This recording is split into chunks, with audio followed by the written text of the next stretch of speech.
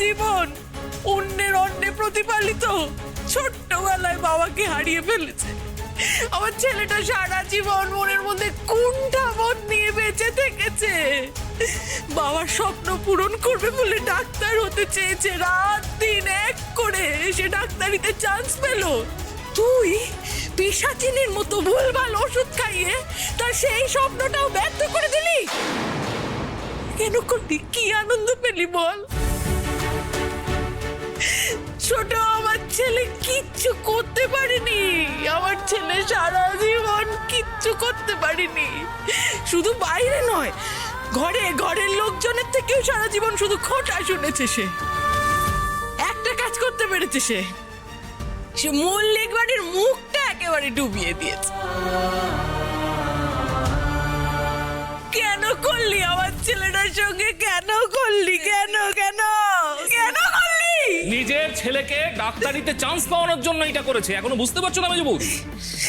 ছেলে তো র্যাঙ্ক নিচের দিকে করেছিল, তাই না? যে কোনো মুহূর্তে কাউন্সেলিং ক্যান্সেল হয়ে যেতে পারতো। সেই কারণে ডাক্তারি পড়ানোর জন্য ও রেহানের জীবনটা নষ্ট করে দিল। এই, তোমার সমস্ত জিনিস ব্যাগে আছে, নাও বেরিয়ে যাও। Get out. কোথায় যাবো আমি? বর্দা, ও কি বলছে শুনতে পাচ্ছেন? আমি আজকে বর্দার কথা শুনবো না। তুমি বাপের বাড়ি যাবে, জাহান্নামে যাবে, যেখানে খুশি যাবে, আমার দেখা দরকার নেই। তুমি এক্ষুনি এই বাড়ি থেকে বেরোবে কিনা? না না, আমি বেরোবো না। আমি কোথাও যাবো না। আমি তো মা। আমি যা করেছি না আমার সন্তানের জন্য করেছি, আমার সন্তানের ভালোর জন্য, আমাদের সন্তানের জন্য করেছি। এই যে সৌমর তো সাথ ছিল ডাক্তার হবে। হ্যাঁ, ও যদি ডাক্তার হতে না পারতো কি হতো তখন? আমার ছেলের জীবনটা কোন দিকে যেত তাহলে? ওর বউ ডাক্তার, ও ডাক্তার হতে না পারলে ও ডিপ্রেশনে তলিয়ে যেত না? হ্যাঁ, আর তাছাড়া কি ক্ষতি হয়েছে রেহানের? রেহান তো নার্স হয়তো বহাল তবিয়াতেই রয়েছে।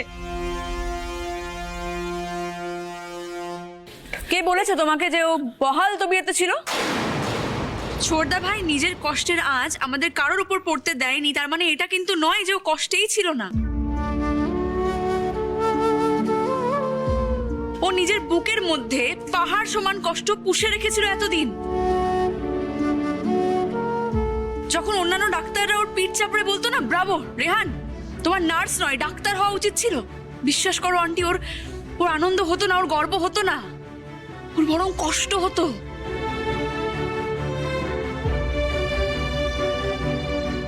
দাদাভাইকে আমি নিজে কাঁদতে দেখেছি অনেকবার। আমিও দেখেছি, বহুবার দেখেছি। ওর মনের মধ্যেও রক্তক্ষরণ হতো আন্টি।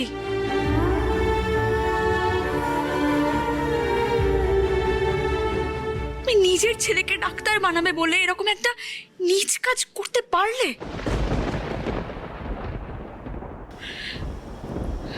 সৌম, একটা কথা সত্যি করে বল, কিন্তু তুই এসবের কিচ্ছু জানতিস? তুই এসবের সঙ্গে জড়িত ছিলিস না তো? না না না, ও কিছু করেনি, ও কিছু আমি করেছি, আমি করেছি সব।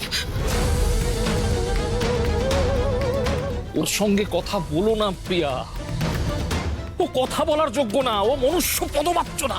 ছি, এই তুমি বেরিয়ে যাও এখান থেকে।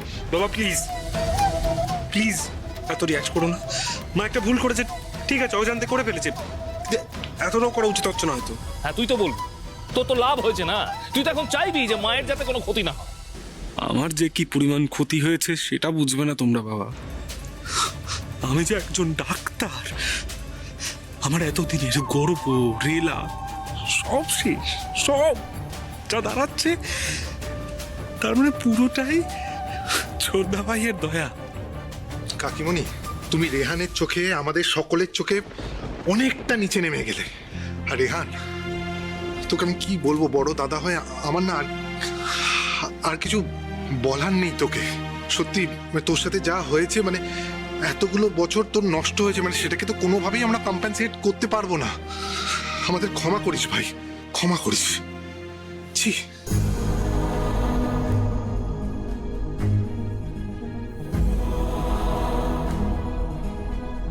ওই মহিলা নামটা উচ্চারণ করতেও আজ মানুষের সঙ্গে আর কোনোদিন কথা বলার প্রবৃত্তি হবে বলে মনে হয় না। তবু ওই মানুষের হয়ে আমি তোমার কাছে হাত জোড় করে ক্ষমা চাইছি রেহান। তুমি তোমার বাপ যেটার স্বপ্ন পূরণে লক্ষ্যে অবিচল ছিলে, খেয়ালই করিনি জোর করে তোমাকে লক্ষ্য ভ্রষ্ট করে দেয়া হয়েছে। তাই তুমি বাধ্য হয়েছিলে এই নার্সিংকে প্রফেশন হিসেবে বেছে নিতে। আত্মীয় স্বজনের শত গঞ্জনা মুখ বুঝে সহ্য করেছো। সর্বোপরি পরম আদরের বটবৃক্ষের মতন শ্রদ্ধেয় জেঠুমণি পর্যন্ত উঠতে বসতে তোমাকে অপমান করে, আর তুমি মুখ বুঝে থেকেছো। বুক ফেটে গেছে তবু মুখ ফুটে কোনো কথা বলনি। আমার মাথাটাকে তোমার পায়ের কাছে আজ নুইয়ে দিতে ইচ্ছে করছে। আজ তুমি আমাকে ক্ষমা করো, ক্ষমা করো রেহান। জেঠুমনি প্লিজ এসব বলো না। প্রত্যেকের জীবনেই দুর্ঘটনা ঘটে থাকে। আমার জীবনে ঘটেছিল। আমার স্বপ্ন ছিল আমি ডক্টর হতে পারিনি, তাই জন্য।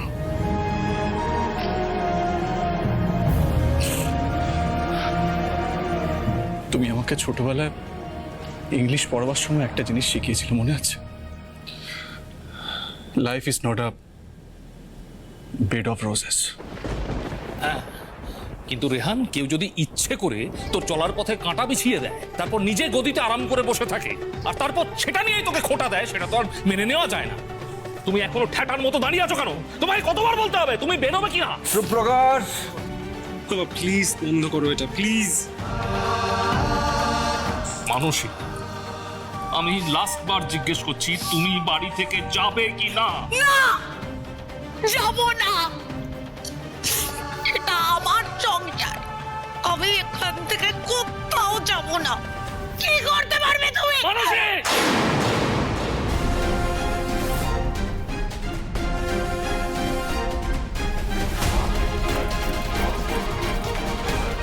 না কাকুমনি, তুমি এটা করতে পারো না। আমি পারছি না রূপাই, আমি আর পারছি না রূপাই, আমি সহ্য করতে পারছি না, আমি সহ্য করতে পারছি না। কাকুমনি, আমার মনে হয় আমাদের সবার একবার করে নার্স বাবুর থেকে ধৈর্য শক্তি শেখা উচিত। ওই মানুষটার থেকে শেখা উচিত আমাদের। মানুষটা সব জানতেন। কাকিমণি ওনার প্রোটিন শেকের মধ্যে ওনাকে ওষুধ মিশিয়ে খাইয়ে ওনাকে অসুস্থ করে দিয়েছে, সবটা জানতেন।